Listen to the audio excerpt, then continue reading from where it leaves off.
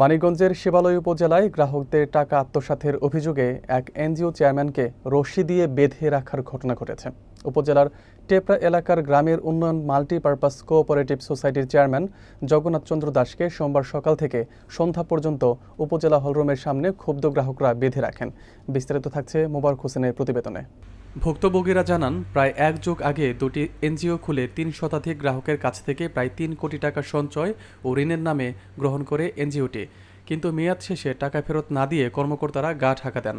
সম্প্রতি চেয়ারম্যান জামিনে এসে এলাকায় ঘোরাঘুরি শুরু করলে গ্রাহকরা তাকে আটক করেন। একজন গ্রাহক বলেন, আমরা মূল টাকা ফেরত পাইনি, মামলা করেও লাভ হয়নি, এখন পথে বসার অবস্থা। উলাইল ইউপি চেয়ারম্যান আনিসুর রহমান বলেন, এনজিও দুটি এলাকার সাধারণ মানুষের কষ্টের টাকা আত্মসাৎ করেছে। উপজেলা নির্বাহী কর্মকর্তা জাকির হোসেন জানান, বিষয়টি গুরুত্ব সহকারে দেখা হচ্ছে।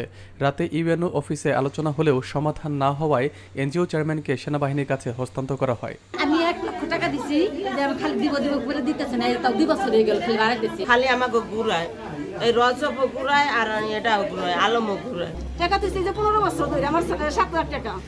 যার যার মতো বাড়ি গাড়ি করে নইছে, তাকে পাই পোলাপান বেসিংয়ে মুখ দেয়, আমাকে পোলাপান যে পয়সা মাইটালে যায় ডুব পারে। আমাকে পোলাপান স্কুলে মাদ্রাসায় বেতন দিতে পারবে না, তাকে পোলাপান দামি দামি স্কুলে পড়ে। পাবলিকে টেহা গরিব মেসে টেহা, আমাকে ছাগল বেচা, মুরগির ডিম বেচা টাকা তো আমাকে অনেক কষ্টের টাকা। যত কর্মী নিয়োগ শুরু করে যত টাকা তাদের ব্যক্তিগত চেক এবং তারা অফিসের বই ব্যবহার করে টাকাগুলি এলোমেলো করে ফেলছে।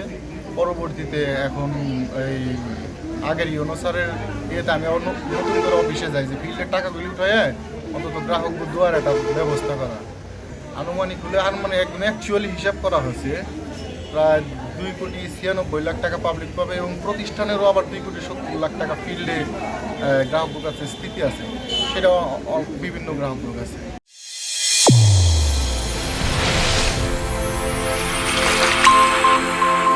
চ্যানেল A1 হৃদয় রেসপন্স।